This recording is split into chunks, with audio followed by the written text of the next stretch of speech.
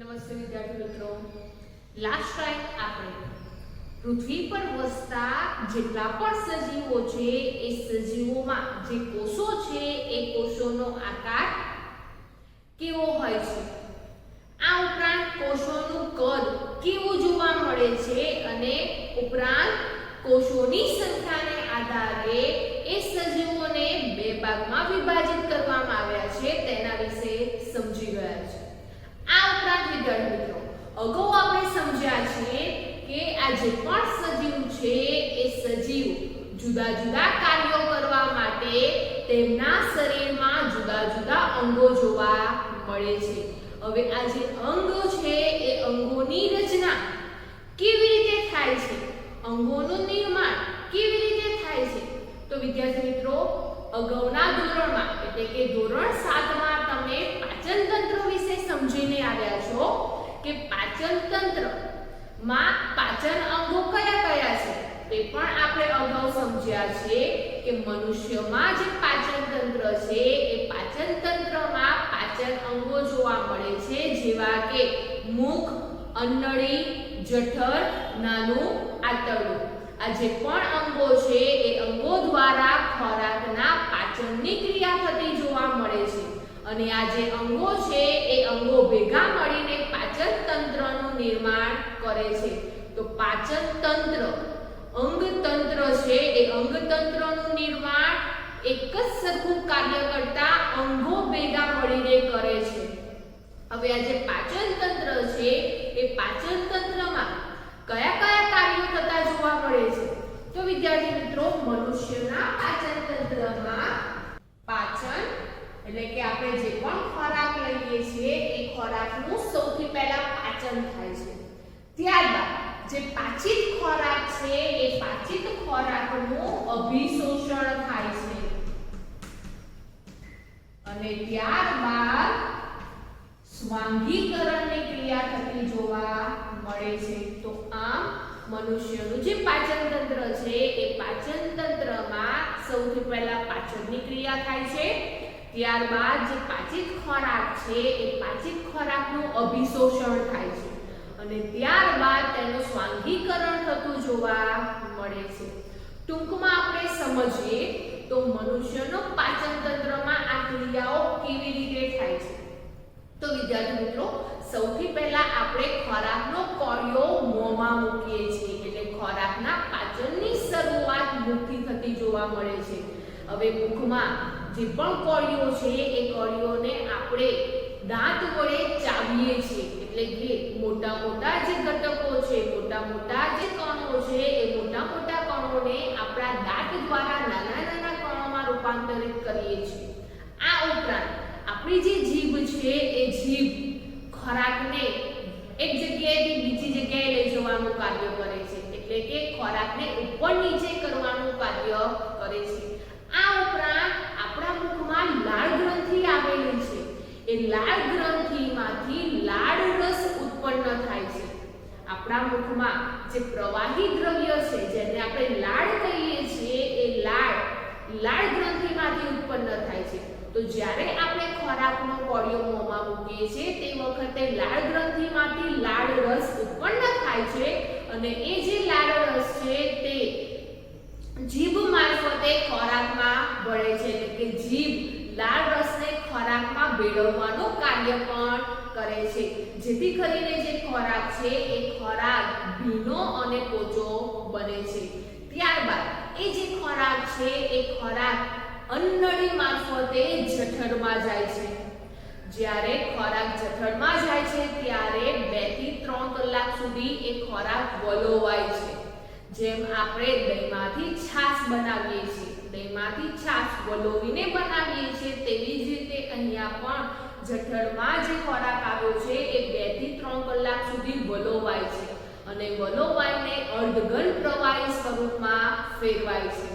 ત્યારબાદ વિદ્યાર્થી મિત્રો એ જે પણ અર્ધઘન પ્રવાહી છે એ ખોરાક નાના આંતરડામાં જાય છે અને નાના આંતરડામાં એ ખોરાકનું સંપૂર્ણ પાચન થાય છે। તો આ સંપૂર્ણ પાચિત ખોરાક કોને કહેવામાં આવે છે, તો વિદ્યાર્થી મિત્રો તો નાના આંતરડામાં જ્યારે આ ખોરાક આવે છે ત્યારે એ જે ખોરાક છે એ ખોરાકનું પાચન કરતા ઉત્સેચકો જેને પાચક ઉત્સેચકો તરીકે ઓળખવામાં આવે છે એ પાચક ઉત્સેચકો દ્વારા એ ખોરાકનું પાચન થતું જોવા મળે છે એટલે કે એ જે ખોરાક છે એ ખોરાકમાંથી સ્ટાર્ચનું પાચન થાય છે પ્રોટીનનું પાચન થાય છે ઉપરાંત ચરબીનું પણ પાચન થતું જોવા મળે છે ત્યારબાદ આ જે પણ સ્ટાર્ચ પ્રોટીન અને ચરબી છે એ સ્ટાર્ચનું કાર્બોદિત પદાર્થ એટલે કે ગ્લુકોઝમાં રૂપાંતર થાય છે ત્યારબાદ પ્રોટીનનું એમિનો એસિડમાં રૂપાંતર થાય છે અને જે ચરબી છે એ ચરબીનું લિપિડ એટલે કે ફેટી એસિડમાં રૂપાંતર થતું જોવા મળે છે ત્યારબાદ આ જે પણ કાર્બોદિત પદાર્થો છે એટલે કે જે ગ્લુકોઝ છે એમિનો એસિડ છે અને જે ફેટી એસિડ છે કે લિપિડ છે એ રુધિરના માધ્યમ દ્વારા શરીરના જુદા જુદા કોષ સુધી પહોંચે છે અને જ્યારે કોષમાં ઓક્સિજન દાખલ થાય છે તે દરમિયાન જે તે કોષ છે એ કોષ એ જે પણ પાચિત ખોરાક છે એ ખોરાકમાંથી ઊર્જા એટીપી સ્વરૂપે મુક્ત કરે છે તો આમ જે તે મનુષ્યનું પાચન તંત્ર છે એ મનુષ્યના પાચન તંત્રમાં પાચન અભિશોષણ અને સ્વાંગીકરણની ક્રિયા થતી જોવા મળે છે તેવી જ રીતે વિદ્યાર્થી મિત્રો અહીંયા આ જે પણ પાચનની ક્રિયા છે એ જુદા જુદા અંગો દ્વારા થતી જોવા મળે છે ત્યારબાદ આપણે વનસ્પતિમાં વાત કરીએ તો વનસ્પતિમાં આપણે એક મૂળની વાત કરીએ તો મૂળ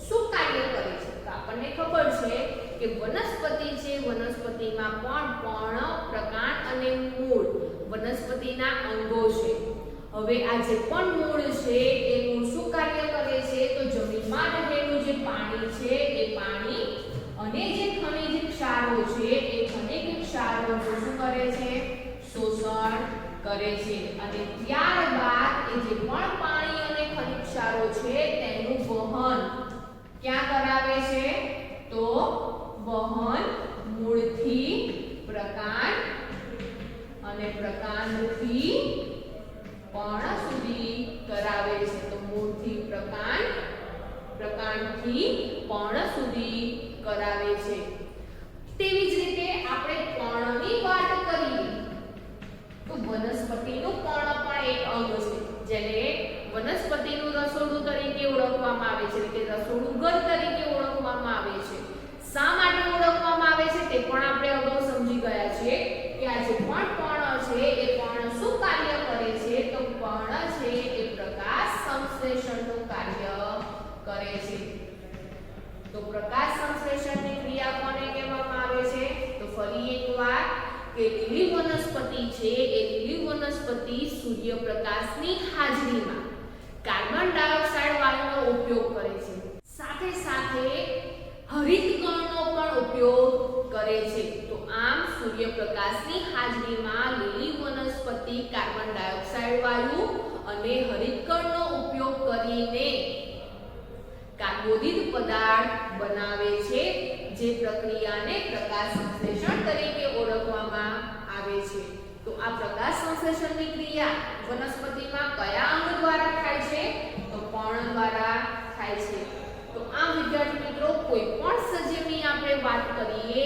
એ સજીવ જુદા જુદા કાર્યો કરવા માટે જુદા જુદા અંગોનો ઉપયોગ કરે છે હવે આ જે પણ અંગો છે એ અંગોનું નિર્માણ કેવી રીતે થાય છે તો સૌથી પહેલા આપણે સમજી ગયા છે કે એક જ કાર્ય કરતા જે કોષો છે એ કોષોનો સમૂહ પેશીની રચના કરે છે તેવી જ રીતે એક સરખું કાર્ય કરતી જે પેશી છે એ પેશી અંગોનું નિર્માણ કરે છે અને એક સરખું કાર્ય કરતા જે અંગો છે એ અંગો અંગતંત્રની રચના કરે છે તો આપણે તેનાથી ઉલટું રિવર્સ આવીએ તો જે પાચન તંત્ર છે એ પાચન તંત્ર અંગોનું બનેલું છે તો અંગો છે એ અંગોનું નિર્માણ કેવી રીતે થાય છે તો આ જે અંગ છે એ દરેક અંગ નાના નાના ભાગ દ્વારા નિર્માણ પામે છે જેને પેશી તરીકે ઓળખવામાં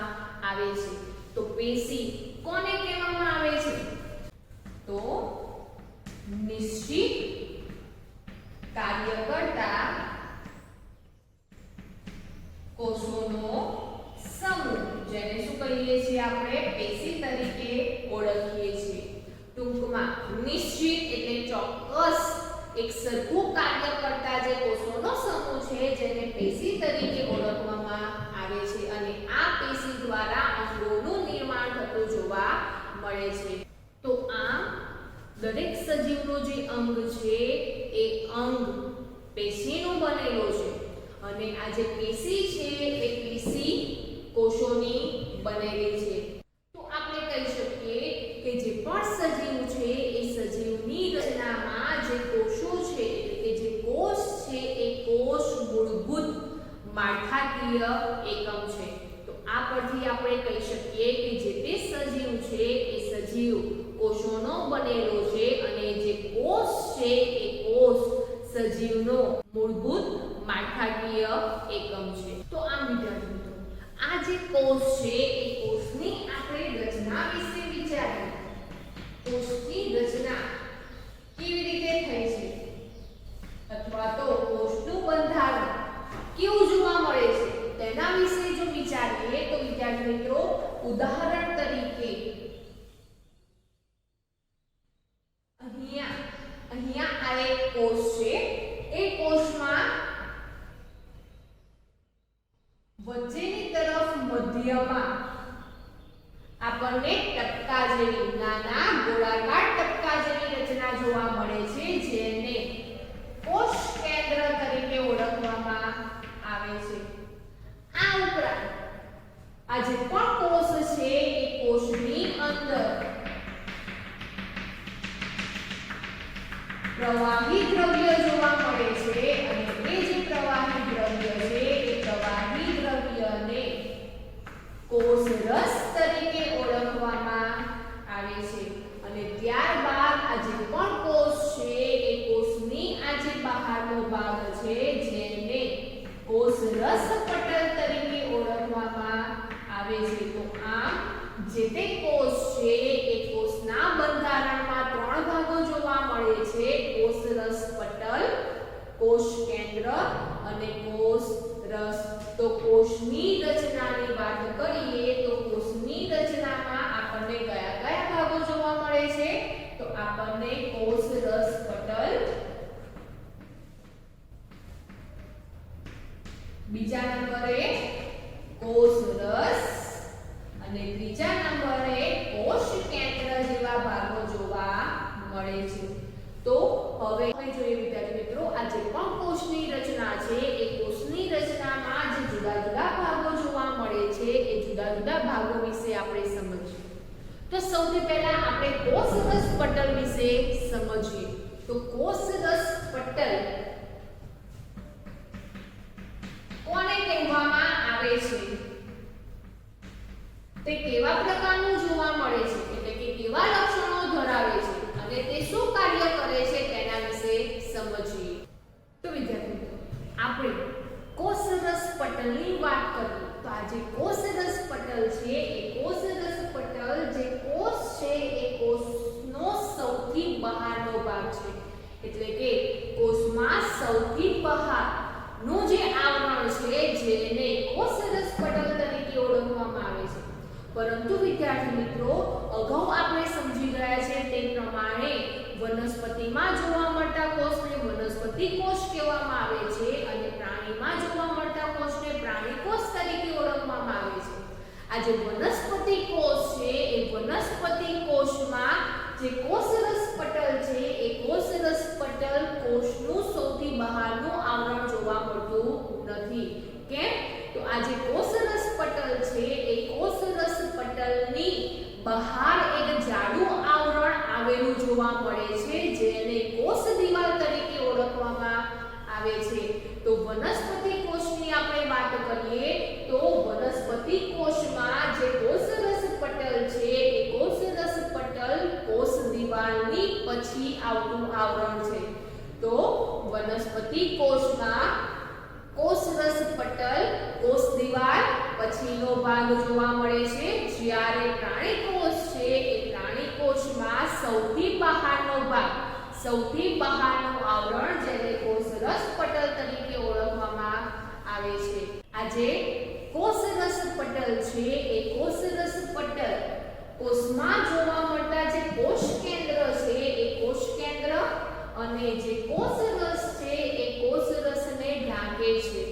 એટલે કે કોષમાં જે કોષ કેન્દ્ર અને કોષરસ છે એ કોષરસને ઘેરાતું જે આવરણ છે તેમને ઘેરીને બનેલું જે આવરણ છે જેને પણ કોષરસ પટલ તરીકે ઓળખવામાં આવે છે. અને આ જે કોષરસ પટલ છે એ કોષરસ પટલને જીવરસ પટલ તરીકે ઓળખવામાં આવે છે. કેમ? તો અહીંયા કોષની અંદર જે પ્રવાહી દ્રવ્ય જોવા મળે છે જેને જીવરસ પણ કહેવામાં આવે છે. તો એ જીવરસને ઢાંકતું જે આવરણ છે એને જીવરસ પટલ તરીકે પણ ઓળખવામાં આવે છે. તો આથી કોષરસ પટલને જીવરસ પટલ તરીકે પણ ઓળખવામાં આવે છે. અને આ જે કોષરસ પટલ છે એ કોષરસ પટલ છિદ્રાળુ જોવા મળે છે. એટલે કે કોષરસ પટલ પર નાના નાના છિદ્રો જોવા મળે છે જેથી કરીને જે પણ કોષ છે એ કોષની અંદર અને બહાર જે પદાર્થો છે જે દ્રવ્યો છે એ દ્રવ્યોનું આપલે થતું જોવા મળે છે. તો વિદ્યાર્થી મિત્રો, સજીવોમાં રહેલો જે સજીવ કોષ છે એ સજીવ કોષ તેમનું જે બાહ્ય પર્યાવરણ છે એ બાહ્ય પર્યાવરણથી અલગ જોવા મળે છે, છતાં પણ તેની સાથે દ્રવ્યોની આપલે થતી જોવા મળે છે. કેવી રીતે?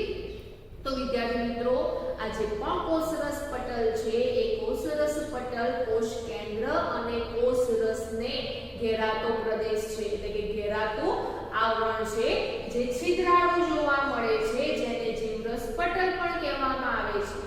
આ ઉપરાંત આ જે કોષરસ પટલ છે એ કોષોનો આકાર નક્કી કરે છે જે આપણે અગાઉ સમજી ગયા છે. પરંતુ વનસ્પતિ કોષમાં કોષરસ પટલની બહાર કોષ દિવાલ આવેલી છે. તો વનસ્પતિ કોષનો આકાર કોણ નક્કી કરે છે? તો વનસ્પતિ કોષમાં તેનો આકાર કોષ દિવાલ દ્વારા નક્કી થાય છે. જ્યારે પ્રાણી કોષમાં કોષોનો આકાર કોષરસ પટલ દ્વારા જોવા મળે છે.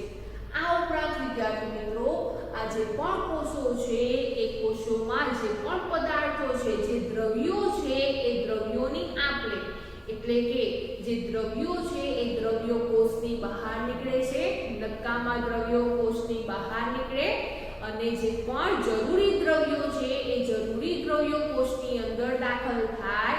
એ જે પણ ક્રિયા છે દ્રવ્યોનું આપલે માટેનું જે નિયમન છે જે કોષરસ પટલ દ્વારા થતું જોવા મળે છે. તો આમ વિદ્યાર્થી મિત્રો, કોષરસ કોષ કેન્દ્ર કોષરસ પટલ દ્વારા ઘેરાયેલા જોવા મળે છે.